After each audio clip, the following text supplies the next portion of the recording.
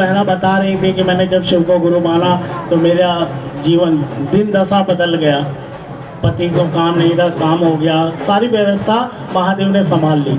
साहब श्री हरिंद्रानंद जी ने बोला है, सच्चा शिव शिष्य जो होगा, शिव अपने शिष्य को लौकिक और परलौकिक दोनों सुखों से परिपूर्ण करते हैं। साहब श्री हरिंद्रानंद जी ने बताया कि जो आपका लौकिक सुख, घर परिवार का सुख, धन दौलत का सुख, वो तो शिव अपने शिष्य को देता ही है, लेकिन आपके अंदर पवित्र आत्मा को जागृत भी शिव करता है। आपको जीवन जीने की कला भी शिव सिखाते हैं। पर उसके लिए वो देखिए, आप मेरे से झूठा प्यार कर सकते हैं, मुझे ठग सकते हैं, मुझसे झूठा प्यार करके मुझे ठग सकते हैं, और मैं धोखा खा भी सकता हूं, लेकिन वो धोखा नहीं खाता है। वो आपके दिखावे से, एक पैसे से वो खुश नहीं होगा। आपके प्यार से वो आपके लिए निछावर हो जाएगा। लेकिन आप दिखावा करते हैं, आप 10,000 रुपये खर्चा करके, 20,000 रुपये खर्चा करके, भंडारा करके, कुछ भी करके सोचते हैं कि वो परमेश्वर मेरे पे दया कर देगा, तो ये गलत फहमी है भाई। अगर आप ठीक हैं, आप सही हैं, तो आपके माध्यम से चीनी का दाना भी खिलाकर, अगर आप चींटी को भी, आदमी को भी छोड़ो, चींटी को भी चीनी का दाना खिला दिए तो आपको भंडारे का फल दे सकता है मेरा महादेव। लेकिन आपके अंदर वो पवित्रता होनी चाहिए, आपके अंदर सेवा होनी चाहिए, आपके अंदर करुणा होनी चाहिए, आपको झुकना आना चाहिए, आपको सहना आना चाहिए। आपका अगर आप सह नहीं सकते, आप झुक नहीं सकते, आप विनम्र नहीं हो सकते, तो आप महादेव के शिष्य नहीं हो सकते। चाहे आप घोषणा करवा लीजिए, कोई फर्क नहीं पड़ता। पड़ेगा क्या कोई फर्क? हाँ, तो आपके अंदर दया गुरु भरते हैं, आपके अंदर प्रेम गुरु देते हैं, आपके अंदर करुणा की मात्रा गुरु बढ़ाते हैं। आपके अंदर सब में गुरु, ईश्वर अपने दर्शन तब कराएगा जब आपके सर के ऊपर आपके गुरु का हाथ होगा। गुरु का अगर हाथ आपके सर के ऊपर नहीं है तो आप किसी को कुछ समझ नहीं सकते। एक व्यक्ति बोले, देखो शिव गुरु चर्चा में, चर्चा क्या है? कोई सत्संग थोड़ी है चर्चा। अरे मैंने शिव को गुरु माना है, मेरी बातों से मुझे जो अनुभूति मिली है मैं वो बता रहा हूँ, और मेरा आचरण जो दिख रहा है वो आपको सामने दिख रहा है। शिव गुरु आपके अंदर क्या बदलाव करते हैं वो आपकी बातों से मालूम पड़ जाता है। बड़े भाग से यह स्थान मिला है भाई, बड़े भाग से। इस स्थान का सम्मान कीजिए। आप इसको, अगर इसको घेर समझ रहे हैं कि घेर में सत्संग हो रहा है, तो भैया आपकी समझ आपके मुबारक है। पर मुझको लगता है कि जहां मेरे गुरु की चर्चा होता है, मेरा गुरु वहां अवतरित हो जाता है, और इसलिए परिणाम भी है भाई, इसलिए उसकी दया भी है भाई।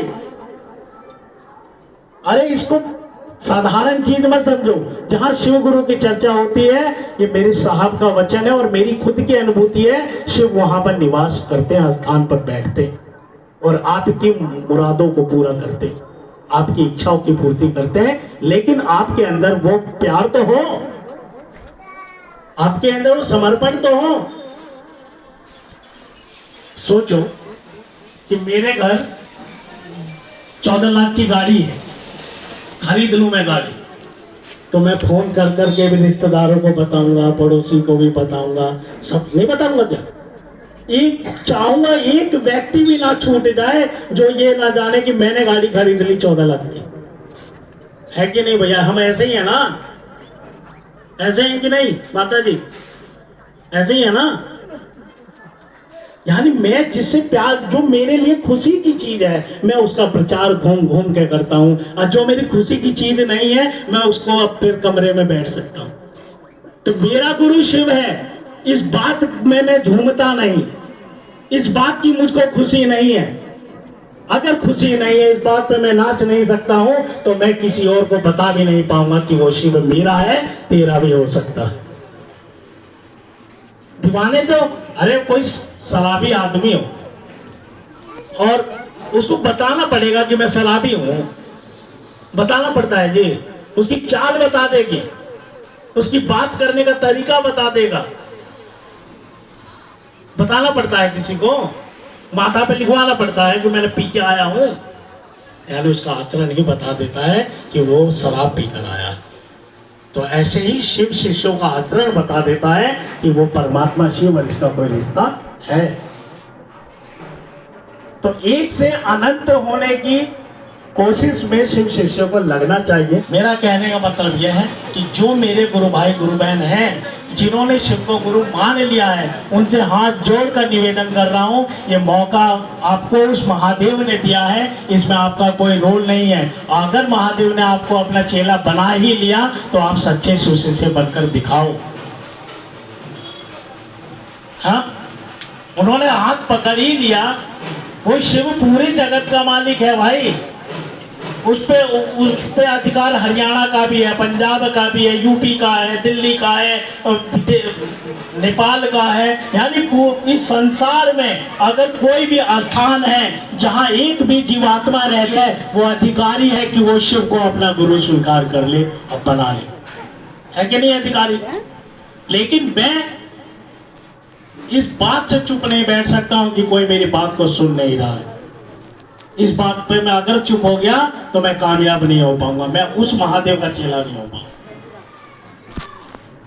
अरे मैं सेल्समैन हूं और इसको बेचने निकला हूं, 500 आदमी से बात करूंगा ना तो कहीं जाके 50 आदमी खरीदेंगे, लेकिन 450 आदमी ने मना कर दिया तो मैं 50 से भी रह गया। गलत कह रहा हूं क्या? अगर 450 आदमी ने कह दिया नहीं नहीं नहीं नहीं, अगर मैं रुक गया, मैं थम गया, तो आगे चल के जो 50 मिलने वाले थे मैंने उनसे भी हाथ धो लिया। गलत नहीं है ना? अरे अगर आपका शिव गुरु है, और कमाल की बात है भाई, निश्चित कहता हूं कि ये कभी मत समझना कि आपने शिव को गुरु माना है भाई। जैसे जैसे आपका प्यार अपने गुरु की तरफ बढ़ेगा, जैसे जैसे आपकी सच्चाई अपने गुरु की तरफ बढ़ेगी, आपको वो शिव आभास करा देगा, अरे पगले तूने मुझे नहीं, मैंने तुझे पकड़ रखा है। समझ रहे?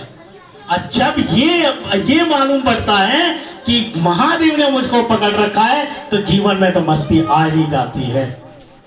नहीं आएगी?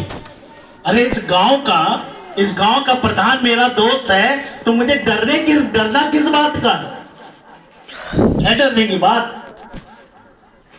2 मिनट में जाऊंगा, भैया ये दिक्कत है, वो दूर कर देगा, क्योंकि मेरा दोस्त इस गांव का प्रधान है और इस जगत का प्रधान शिव मेरा गुरु है। तो मुझे किस बात का डर है भाई? हाँ, डर सकता हूं अगर मैंने झूठा उसको मान रखा। रिश्ता अगर मेरा झूठा है तो उससे कोई उम्मीद मैं नहीं रख सकता, लेकिन हम रिश्ते तो झूठे बनाते हैं, उम्मीद सच्ची रखते हैं। रिश्ते तो हम झूठे बनाते हैं। हाँ ठीक है जी, मैं भी शिव को गुरु माना, मैं भी, ये झूठा रिश्ता है। आप चल रहे हैं तो यानी आप रिश्ते को निभाने का प्रयास कर रहे हैं, आप कोशिश कर रहे हैं इस रिश्ते को मजबूत करने का। और जिसको रिश्ता अगर मजबूत करना है, इनको, ये मेरे दोस्त हैं, मैं इनका दोस्त हूं, अब मैं चाहता हूं कि इनका मेरा रिश्ता मजबूत हो जाए, तो कोशिश किसको करनी है? जो चाहता है। वो तो नहीं चाहता, मैं चाहता हूं। तो मैं इस मजबूत कैसे होगा? जब मैं अपने काम को सही से करूं। तो आप अगर सच्चे मन से उस गुरु को माने हैं, तो नियम क्या है? कुछ भी तो नहीं है नियम। अरे पूजा, कौन ऐसा घर है जो दिया नहीं जलाता हो? है कोई घर? मेरे हिसाब से तो नहीं होगा। तो पहला नियम दया ही ना मांगनी है कि हे शिव, आप मेरे गुरु हैं, मैं आपका शिष्य हूं। बात कर, उस महादेव से बात करना है, हे महादेव आप मेरे गुरु हैं, मैं आपका शिष्य हूं, मुझ शिष्य पर दया करें। दूसरा नियम, चर्चा करना, प्रयास करना कि मेरी बातों को सुनकर कोई एक भी व्यक्ति अगर मेरे शिव को अपना गुरु बना लिया तो मेरा जीवन सफल हो जाएगा, और ये उसकी दया के बिना नहीं होगा। तो पहला नियम दया मांगना, दूसरा नियम चर्चा करना, और तीसरा नियम 108 बार नमः शिवाय से अपने गुरु शिव को प्रणाम करना। बस, कोई परहेज नहीं, कोई शर्त बंधन नहीं। नहाए हो ना नहाए हो, जैसे भी हो, किसी भी अवस्था में उस शिव गुरु के 3 नियम को हम लोग कर सकते हैं। एक जगह हम चर्चा कर रहे थे, तो वो बोले कि आप लोग बोलते हैं कि नहाने धोने की जरूरत है, अच्छी बात नहीं, और बहुत तरह के लोग मिलते हैं। तो उनको बताया मैंने एक बात, जिसका जैसा चरित्र होता है ना, उसका वैसा ही मित्र होता है। शराबी को शराबी दोस्त मिलेगा, है? सही को सही दोस्त मिलेगा, गलत को गलत दोस्त। जिसका जैसा चरित्र होता है उसका वैसा मित्र होता है। अब पवित्रता तो मन के विचारों की है, नहीं तो शरीर किसका पवित्र होता है? गलत है क्या? अरे पवित्रता तो मन के विचारों की, आप अंदर से कैसे हो? शरीर किसका पवित्र है? सब तो गंदगी से तो भरा हुआ है शरीर अंदर, कितना ही नहाओ ना, क्या फर्क पड़ रहा है? लेकिन अगर आपका मन नहाया हुआ है तो फर्क पड़ता है। और मन को ज्ञान की गंगा में गुरु ही नला सकता है और कोई सामर्थ्यवान नहीं। तो अगर आपका गुरु शिव है तो इस क्षेत्र में आपको कसम है अपने गुरु की, इस क्षेत्र में आपको काम करना होगा। अगर आप ये कसम नहीं निभा सकते हैं तो सोच लीजिए हर करनी का फल है। गलत तो नहीं ना? अरे मैं आपको प्यार से माँ बहन कह के बात करूं तो आप भी मुझे बेटा भाई मानोगे ना? अब मैं गाली दे के बात करूं तो आप भी चप्पल उठा के मारोगे ना? हाँ जी, यही है ना नियम।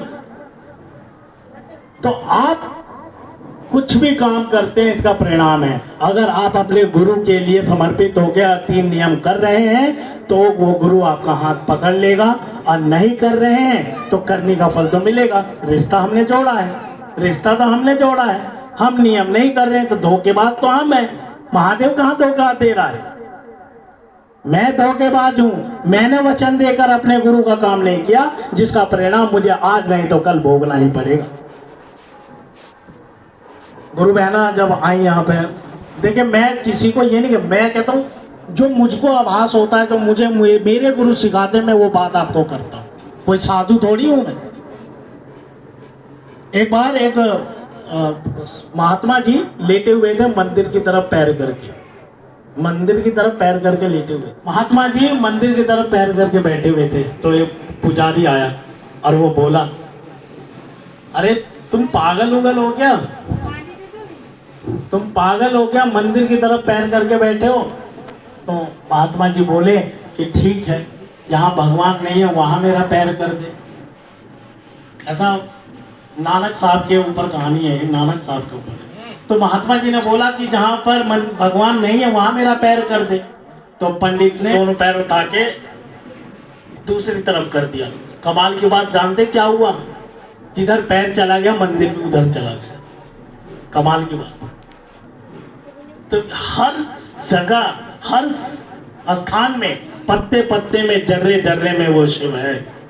मुझ में तुझ में खड़क खम में वो शिव है। हर दिशा उसकी है, हर दिशा का मालिक शिव है।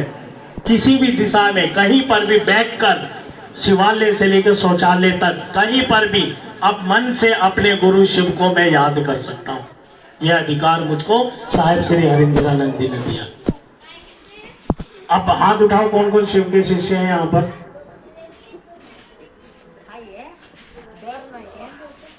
आप सब, आप बनाइए शिव को गुरु।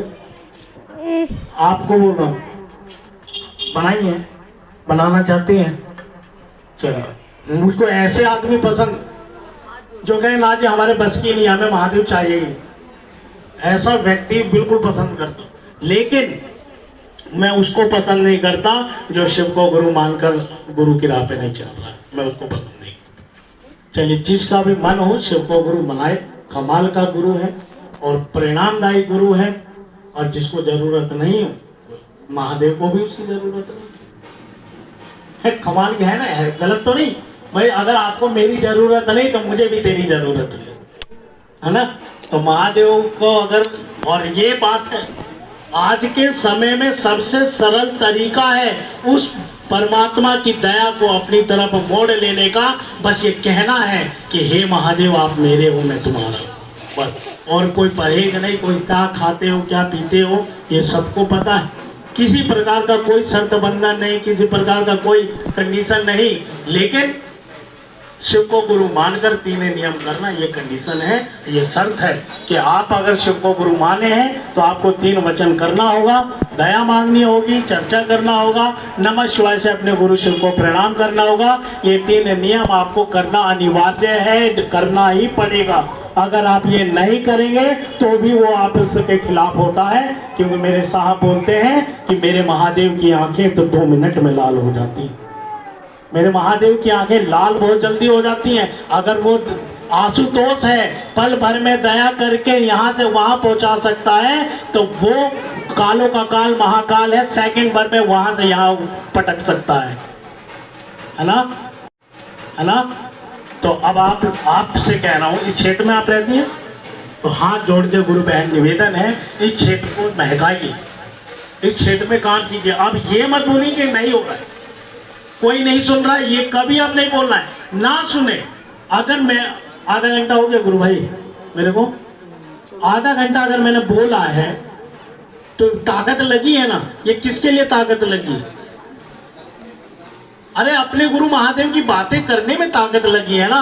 और मेरा एक श्वास भी अगर उसके लिए खर्च हुआ है तो इसका फल गुरुदेव मेरे पे देंगे। भले एक भी व्यक्ति उस शिव को अपना गुरु ना माने, लेकिन मैं जितना चर्चा करूंगा, मैं जितनी बात करूंगा, वो महादेव उतना समीप, उतना पास मेरे आ गए। हाँ, आप मानिए शिव को गुरु? गांव में यहाँ क्या मना है? ऐसा रिश्ता, ऐसे रिश्तेदार मत बनिए कि आप 2 तरह के रिश्तेदार होते हैं। सुनिए बहन जी, 2 तरह के रिश्तेदार होते हैं। एक ऐसा कि जैसे वो अपने मेहमान किसी के घर जाता है तो लोगों का चेहरा खिल जाता है। एक रिश्तेदार ऐसे होते हैं ना, अरे यार ये बहुत अच्छे आदमी है, बच्चे खुश हो जाते हैं। और एक रिश्तेदार होता दूर से आ रहा है ना, यार फिर आ गया। तो आप कौन से रिश्तेदार हैं महादेव के? आपको देखकर उसका चेहरा खिल रहा है कि नहीं? अगर महादेव का चेहरा नहीं खिल रहा है आपको देखकर, तो फिर आप ठीक रिश्तेदार नहीं हैं। आपको देखकर मेरे महादेव का चेहरा खिल जाए कि ये मुझे प्यार करने वाला आ गया है, मेरी राह पे चलने वाला आ गया है, और मैं इसके लिए पूरी कायनात खड़ा कर सकता हूँ। ऐसे रिश्तेदार मत बनिए, साला पेड़ आ गया ये अपने हाथ में। चलिए मैं इतनी बात कहकर अपने गुरु के चरणों में रखता हूं।